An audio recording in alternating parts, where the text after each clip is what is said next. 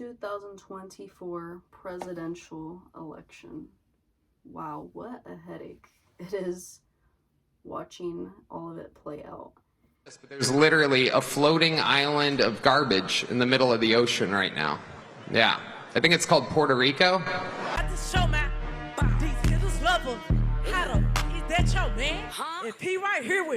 In Springfield, they're eating the dogs, the people that came in. They're eating the cats. They're eating the pets. And it's even more of a headache when you're on social media and you can tell where people get their opinions from.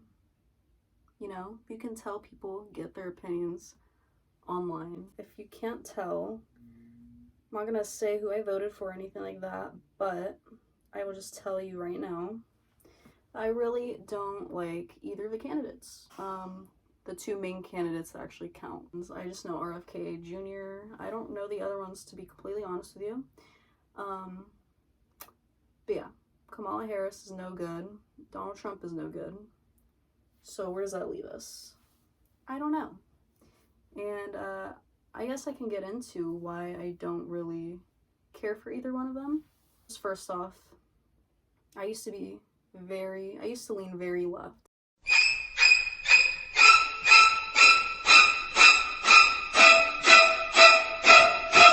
Years ago, if I voted for Biden, wasn't really proud of it.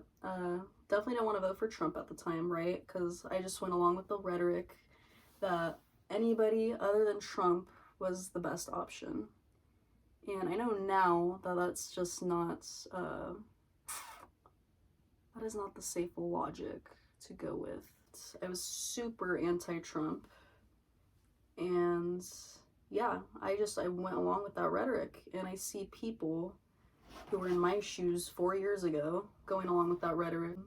Kamala Harris isn't Trump, so therefore she's the better option. I respectfully disagree with that take, and I will tell you why. Kamala Harris is no better.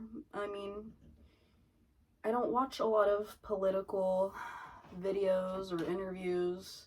From what I've seen, Kamala Harris has like 12 different personalities.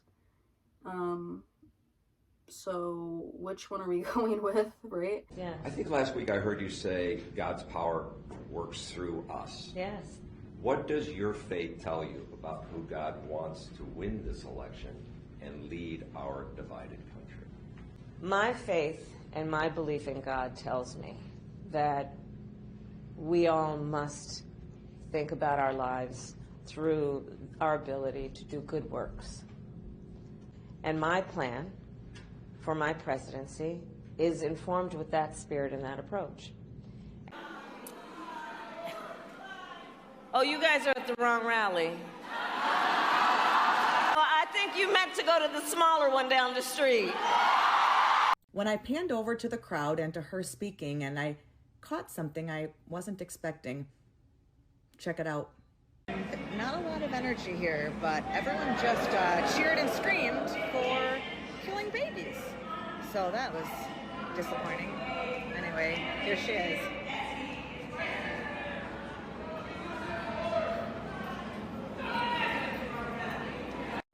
Did you hear that? Some guy in the crowd shouted, "Jesus is Lord." And Kamala said, "I think you're at the wrong rally." And then she said, "Try the smaller one down the street." Everyone laughed and cheered, but I was at that rally. There were almost 7,000 people at it. Today they said there were 2,500. Nobody waiting. Open spaces. I wanted everyone who's a believer to hear that for themselves. And all of a sudden, Miss Kamala Harris is a women's rights activist, women's rights leader. I feel like people's main shtick for supporting her is the abortion thing. Like, she's pro-abortion, right? I myself used to be pro-choice, right? But I came to God, and even before coming to God, my views on a lot of political issues were changing. And finding God just strengthened those beliefs in me. That's just me personally. I'm speaking for myself here, okay? I am not pro-choice anymore. So that to me doesn't say anything. I don't care that she's pro-abortion or whatever. I don't agree with it. But also, that's not the only policy I'm looking at in these candidates. I mean, the immigrant problem, right? I understand that completely. I understand both sides, actually, believe it or not. You know, I understand Trump's side. I don't think we should just let anybody in. Yeah, I think people need to follow a due process to come into this country. But I'm also not anti-immigrants. I mean, there's a lot of hardworking immigrants that have come to this country and have done amazing for themselves. Hardworking people. I have a lot of family members that immigrated here, and now they're legal. They are citizens of the country now. And I believe they did it the right way. And I know it's not easy, but they made it happen. And so for people to just come into this country, dilly-dallying, getting things handed to them, and I'm not saying all immigrants are like that, but there are a handful, you gotta admit, that will take advantage of the system or commit crimes. Trump, yeah, the latest thing with Trump with Tony Hinchcliffe, doing a comedy stand-up. I'm not offended by jokes, okay? Comedians are supposed to target everybody with their jokes, okay? It is what it is. If you don't like it, don't watch it. That's just how comedy works, and that's how it's always worked. We're just assuming people can't take jokes now, and I think that's kind of a problem. Why are we just pandering to marginalized groups? But anyway, besides that, I just don't think a political rally, a presidential rally, is the right setting for a stand-up routine, especially the host of Kill Tony, a roaster. Why did the Trump administration think that was a good idea? And even the Trump crowd looked very freaking uncomfortable when he was telling these jokes. I just couldn't help but cringe. I mean, some jokes landed, sure, but for the most part, it just didn't, I feel like it didn't sit well with a lot of people, even Trump's crowd. And yeah, that's just really interesting that that's where American politics is today. I'm sure other countries are just laughing so hard at us. And don't even get me started on all these celebrity endorsements on both sides, Trump and Kamala. Why are we so about these celebrity endorsements? I just don't understand. Why is Megan Thee Stallion shaking her ass at a Kamala Harris rally?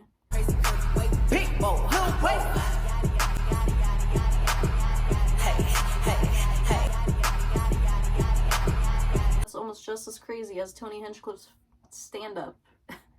Like, it's just so unserious, this presidential election, and he was right. It's looking like a freaking P. Diddy party's guest list. The other side's got a lot of crazy endorsements. Swift, Eminem, Leo DiCaprio, Beyonce. Every day the Democratic Party looks more and more like a P. Diddy party. But I could also say the same with Trump. Yeah, I don't understand. Why are celebrity endorsements like the main thing right now? And oh my gosh, I had to delete my social media a few times just because I was getting so sick and tired of people sucking into this. Beyonce supports Kamala. Like, we're on the right side of history here.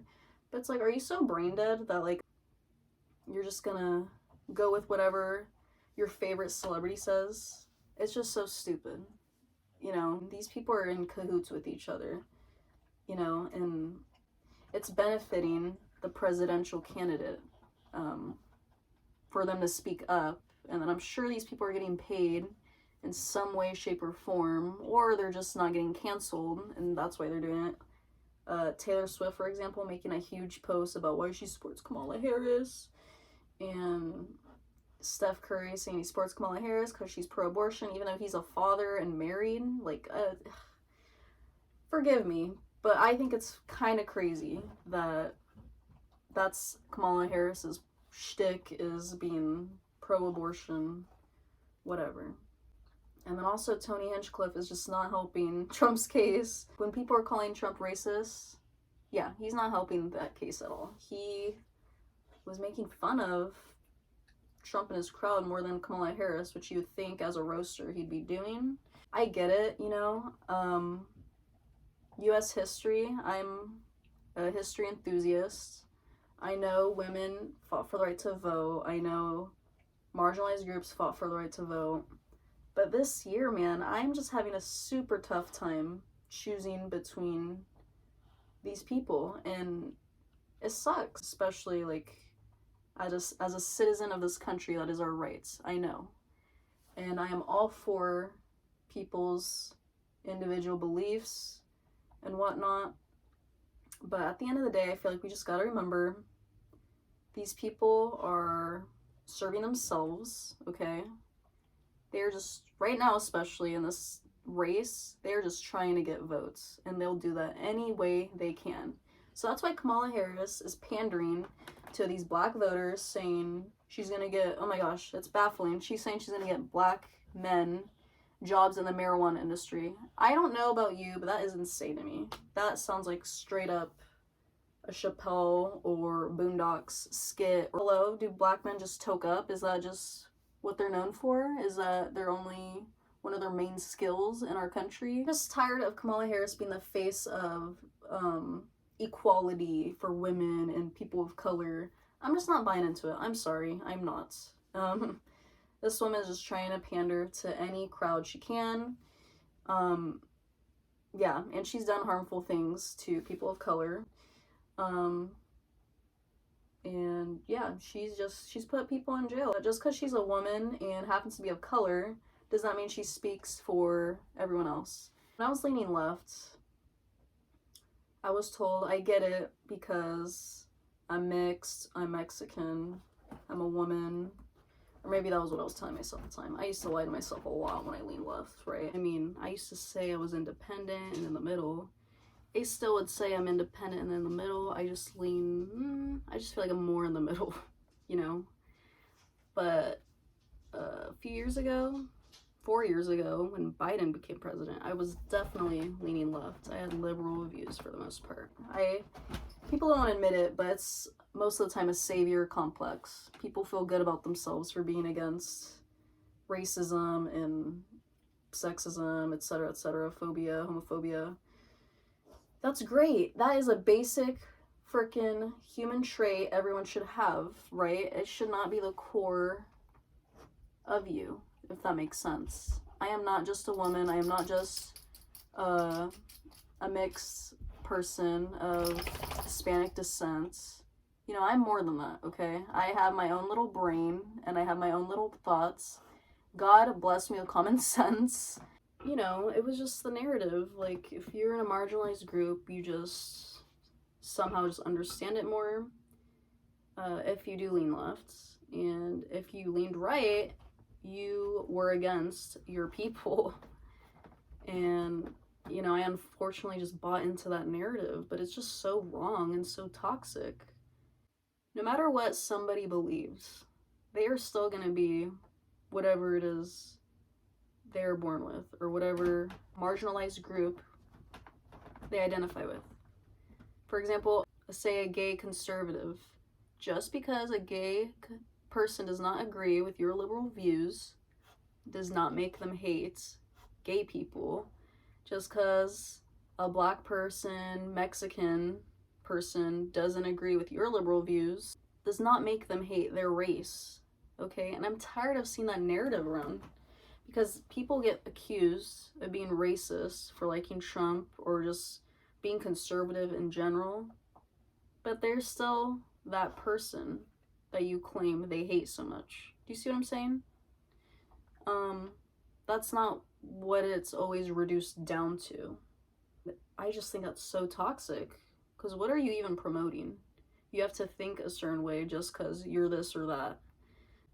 Yeah, I just feel like we're going backwards in society, and I kind of know where people's arguments are going or where people's ideologies are at, for the most part. I don't want to speak for everybody, but when I see people argue or debate, they bring up the same points that I used to bring up. And I'm talking about leftists. They used to bring up the same points I would bring up. How babies are just a clump of cells, regarding abortion. You know, if you're conservative and you're black, you must hate yourself because, or you must hate your race or your family because they're black.